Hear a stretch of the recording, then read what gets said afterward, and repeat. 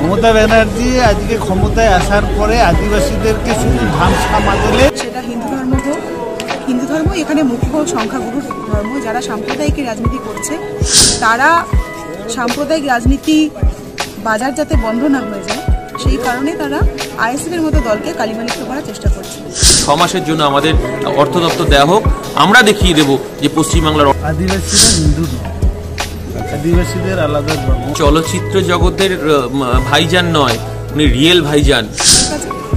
যে যারা এই সাম্প্রদায়িক রাজনীতি করে জনগণকে বিভ্রান্ত করার চেষ্টা করছে তাদের সেই বিভ্রান্তিতে পা দেবেন না। পিসি ভাইপোর যে দুর্নীতি এবং চুরির কথা, এবং পিসি ভাইপো যে পশ্চিমবাংলার গণতন্ত্র চলছে, যে যারা মুসলিম সম্প্রদায়ের মানুষ, যারা ধর্মনিরপেক্ষ মানুষ, তারা আলাদা একটা দল করবে। যারা হিন্দু সম্প্রদায়ের মানুষ, যারা রাম নিয়ে ধর্ম নিয়ে মাতামাতি করে, তারা বিজেপি করবে। এই ট্রেন্ডটাকে সামনে রাখছেন। সেই জায়গায় দেখতে পাচ্ছি যে আমরা যে আব্বাস সিদ্দিকীর তৈরি করা দল, নওশাদ সিদ্দিকীর চেয়ারম্যানের দল, আপনি একজন হিন্দু সনাতনী হয়ে এই দলে আছেন, কি বলবেন? দেখুন, যারা ধর্মের রাজনীতি করছে সেটা হিন্দু ধর্ম হোক, হিন্দু ধর্ম এখানে মুখ্য সংখ্যাগুরু ধর্ম, যারা সাম্প্রদায়িক রাজনীতি করছে তারা সাম্প্রদায়িক রাজনীতি বাজার যাতে বন্ধ না হয়ে যায় সেই কারণে তারা আইএসএফ এর মতো দলকে কালিমালিপ্ত করার চেষ্টা করছে। আইএসএফ কোনো নির্দিষ্ট ধর্মের দল নয়। আইএসএফ প্রথম থেকেই তার জন্মলগ্ন থেকে এটা বলে আসছে, আইএসএফ এই সমাজের সমস্ত পিছিয়ে পড়া মানুষের দল। আইএসএফ একজন দলিত সমাজের দল, আইএসএফ আদিবাসীদের দল, আইএসএফ সংখ্যালঘুদের দল, এবং পশ্চিমবঙ্গে দলিত আদিবাসী সংখ্যালঘু সহ আপামর যে মানে শ্রমজীবী মানুষ তাদের দল। এখন এইরকম একটা দল যদি পশ্চিমবাংলায় তৈরি হয় তাহলে যারা এতদিন ধরে সাম্প্রদায়িক রাজনীতি করে খাচ্ছে তাদের তো মাথা ব্যথা হবে। সেই মাথা ব্যথার ফলাফলই হচ্ছে এই ধরনের নানান রকম তকমা। আমি আইএসএফ এর একজন রাজ্য কমিটির সদস্য হিসেবে এটুকু বার্তা দিতে চাই প্রত্যেকের কাছে যে যারা এই সাম্প্রদায়িক রাজনীতি করে জনগণকে বিভ্রান্ত করার চেষ্টা করছেন তাদের সেই বিভ্রান্তিতে পা দেবেন না। ভারতবর্ষের ইতিহাসে মানে চিরকাল শ্রমজীবী মানুষের, পিছিয়ে পড়া মানুষের লড়াই ছিল, আছে। আইএসএফ সেই লড়াই নেতৃত্ব দিচ্ছে। আমরা সকলে মিলে আশা করছি সেই লড়াই আমরা জিততে পারবো। আমরা বেশ কিছুদিন আগে গিয়েছিলাম বিজেপির একটা জনসভায় আমাদের কর্মক্ষেত্রে। সেই জায়গায় গিয়েছিলাম, দেখছিলাম যে একজন সংখ্যালঘু মুসলিম মানুষ মাথায় টুপি দিয়ে মানে জানান দিচ্ছে যে আমি মুসলিম হয়েও বিজেপি করছি। যেহেতু আপনি তাহলে তিলক কেটে আসতে পারতেন যে আমি হিন্দু হয়ে আইএসএফ মুসলিম আব্বাস ভাইজানের দল করছি, কি বলবেন? আইএসএফ করার জন্য আমার নির্দিষ্ট ধর্মীয় পরিচিতির কোনো জাহির করার প্রয়োজন আছে বলে আমি মনে করি না। কারণ আইএসএফ, আমি বাবারা বললাম, আইএসএফ পিছিয়ে পড়া চিরকাল বঞ্চিত মানুষের, যারা বঞ্চিত ছিলেন তাদের দল। বিজেপির জনসভায় যদি কেউ কোনো মুসলিম ভদ্রলোক তিনি যদি টুপিদারি পরে যান তার মানে এটা হয়ে যায় না যে বিজেপি সংখ্যালঘুদের প্রতিনিধিত্ব করছে। বিজেপি সংখ্যালঘুদের প্রতি তাদের কি দৃষ্টিভঙ্গি সেটা ঐতিহাসিকভাবে প্রমাণিত। আরএসএস বিজেপির কি দৃষ্টিভঙ্গি সেটা প্রমাণিত। সাচার কমিটির রিপোর্ট অনুসারে পশ্চিমবঙ্গ সহ সারা ভারতবর্ষে শিক্ষা ব্যবস্থায় কোনো সংরক্ষণ না থাকা, সরকারি চাকরিতে কোনো সংরক্ষণ না থাকা প্রমাণ করে যে পশ্চিমবঙ্গে আজ পর্যন্ত বা সারা ভারতবর্ষের বুকে যত দল রাজনীতি করেছে তারা প্রত্যেকেই উচ্চ বর্ণ, উচ্চ শ্রেণীর প্রতিনিধিত্ব করেছে। আইএসএফ সেই সমীকরণে বাধা দিচ্ছে।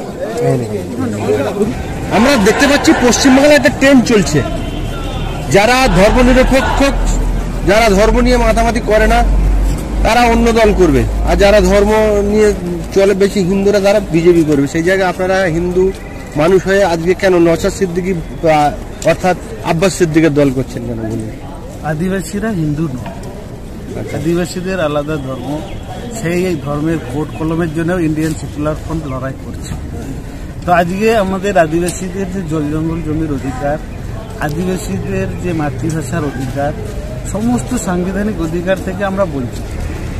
আজকে আদিবাসী জনপ্রতিনিধি যারা বিভিন্ন রাজনৈতিক দলে আছে তারা এখনো জঙ্গল ফরেস্ট রাইট অ্যাক্টটাকে শেষ করে দিচ্ছেন এই সরকার। উন্নয়নের নামে পাহাড়কে ধ্বংস করে দিচ্ছেন। তিলাবনী পাহাড় বিদেশি কোম্পানির হাতে তুলে দিচ্ছেন। আমাদের মারাংবুরু সেখানে বিদেশির হাতে তুলে দিচ্ছেন। তাহলে আজকে সেই কারণে যে আমাদের 18 জন বিধায়ককে আমরা ধিক্কার জানাচ্ছি, যারা একটি কথাও বলেন না, কিন্তু আমাদের সমস্ত অধিকার 18 জন বিধায়ক মানে বুঝতে পারবেন যারা তৃণমূল এবং বিজেপিতে আছে, সংরক্ষিত সিট, এসটি সংরক্ষিত সিট 18টা সিট, সেই সিট থেকে প্রতিনিধিত্ব করছে। তাদের দায় আছেন আদিবাসীদের জল জঙ্গল জমির অধিকার, আদিবাসীদের সার্বিক উন্নয়নের জন্য। তা সেই উন্নয়নের কথা কিন্তু এখনো পর্যন্ত বলেন। সেই কারণে আমাদের ইন্ডিয়ান সেকুলার ফ্রন্টের নওশাদ সিদ্দিকী ভাইজান যেহেতু একটা বিধায়ক হয়ে যেখানে অত্যাচার হচ্ছে সেখানে ছুটে যাচ্ছেন, যেখানে আমাদের জল জঙ্গল জমির অধিকার খর্ব হচ্ছে সেই কথাগুলো তুলছে, এবং পৃথক শিক্ষা বোর্ড মানে আমাদের সাঁওতালি ভাষায় অলচিকি লিপিতে শিক্ষা পরিকাঠামোর জন্য পৃথক সাঁওতালি শিক্ষা বোর্ড যাতে গঠন হয় সেই দাবিও তুলছেন। সেই কারণেই আজকে একমাত্র বিকল্প হিসেবে ইন্ডিয়ান সেকুলার ফ্রন্টকে বেছে নিয়েছে। আমরা এর আগে দেখেছিলাম যে রাজ্যের বর্তমান মুখ্যমন্ত্রী তৎকালীন বিরোধী নেত্রী মমতা বন্দ্যোপাধ্যায় বিভিন্ন লোকের বিভিন্ন জায়গায় ছুটে ছাটে যেত, কিন্তু আল্টিমেটলি ক্ষমতা আসার পরে দেখতে পাচ্ছি উনি তো পুরো ভাঁওতাবাজি। মমতা ব্যানার্জি আজকে ক্ষমতায় আসার পরে আদিবাসীদেরকে শুধু ধামসা মাদলে মাতিয়ে রেখে দিয়েছে।